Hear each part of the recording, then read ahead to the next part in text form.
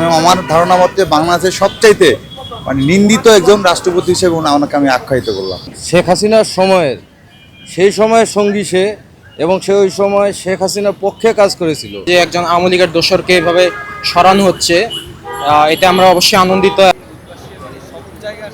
তাকে কেন আগে সরানো হয় নাই? এবং আমরা সংবিধানের কথা বলি, সংবিধানের পরিবর্তন আমরা কখনোই চাই না, আমরা সংবিধানের সংশোধন চাই। ৭১-এর চেতনা নিয়ে আমাদের কি আছে আজকে বলেন? আজকে আমাদের সার্বভৌমত্ব রক্ষার জন্য আমাদের কি আছে? নাই ভালো করা যুদ্ধ বিমান, আমরা কি পারছি লাইফে?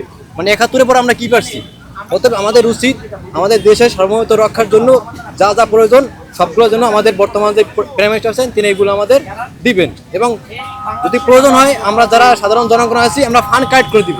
আমি মনে করি উনি রাষ্ট্রপতি হিসেবে পুরোপুরি ব্যর্থ, এবং আমাদের যারা ছাত্র এবং সাধারণ মানুষের যে অধিকার ছিল এই বিষয়ে উনি সম্পূর্ণভাবে নিষ্ক্রিয় ছিল।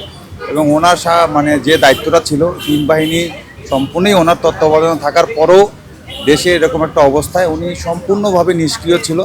এবং ওনার এই নিষ্ক্রিয় থাকার কারণে সাধারণ মানুষের কাছ থেকে ওনার প্রতি তীব্র পরিমাণ ক্ষোভ আমাদের মাঝে রয়েছে ওনার প্রতি।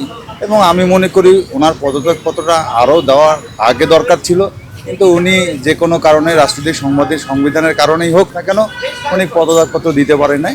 এবং আমি আমার ধারণা মতে বাংলাদেশের সবচাইতে মানে নিন্দিত একজন রাষ্ট্রপতি হিসেবে ওনাকে আমি আখ্যায়িত করলাম, ঠিক আছে। এবং ভবিষ্যতে যে রাষ্ট্রপতি হিসেবে আসবেন সে অবশ্যই যেন দেশের ক্লান্তি লগ্নে এগিয়ে আসেন, এটাই কামনা থাকে। এবং রাষ্ট্রপতি অবশ্যই সরকার দল থেকে হোক এবং বিরোধী দল থেকে হোক, যেখান থেকেই হোক না কেন, ঠিক আছে, রাষ্ট্রপতিকে অবশ্যই তার দায়িত্ব পালন করতে হবে। ৫ই আগস্টের পরেই আমাদের প্রত্যাশা ছিল যে এই রাষ্ট্রপতি নিজের সম্মানের সাথে চলে যাবেন, কিন্তু তিনি যান নাই। তিনি তার পদটিকে ধারণ করে আছেন। আর আমাদের যেই ৫ই আগস্টের পরে ইউনূস সরকার ছিলেন, তিনি সাংবিধানিক জটিলতার আমাদেরকে দোহাই দিয়ে তাকে রেখে দিয়েছেন। এরপর আমাদের প্রত্যাশা ছিল যখন নির্বাচিত সরকার আসবে, বিএনপি সরকার আসবে, তখন তাকে তার পদ থেকে সরিয়ে দিবে, কিন্তু সেখানেও সেটা করে নাই, তাকে রেখে দিয়েছে।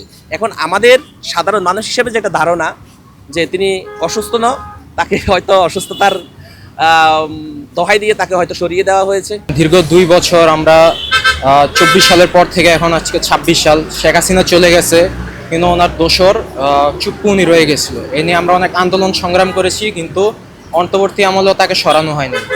আজকে এতদিন পরে এসে যখন দেখতে পাচ্ছি যে একজন আওয়ামী লীগের দোসরকে এভাবে সরানো হচ্ছে, এতে আমরা অবশ্যই আনন্দিত, এবং আমরা মনে করি এটা ভালো একটা দিক।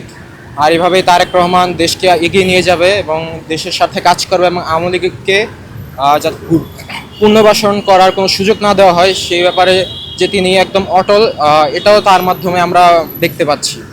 এবং আমরা আরও চাইবো যে এরকম ভবিষ্যতে যাতে আওয়ামী লীগকে কোনো মানে আনব্যান করার মতো কোনো সিচুয়েশনে না আনা হয়, এবং শেখ হাসিনাকে যাতে দেশে ফেরত এনে তাকে যাতে শাস্তি দেওয়া হয়, ফাঁসির কাঠগড়ায় দাঁড় করানো হয়। যে এটা আমাদের জন্য খুব ভালো একটি খবর, কারণ দুঃশাসন শেখ হাসিনার সময়ের সেই সময়ের সঙ্গী সে, এবং সে ওই সময় শেখ হাসিনার পক্ষে কাজ করেছিল। এই জন্য আমরা মন থেকে অনেক খুশি যে চুপ্পু বিদায় হয়েছে।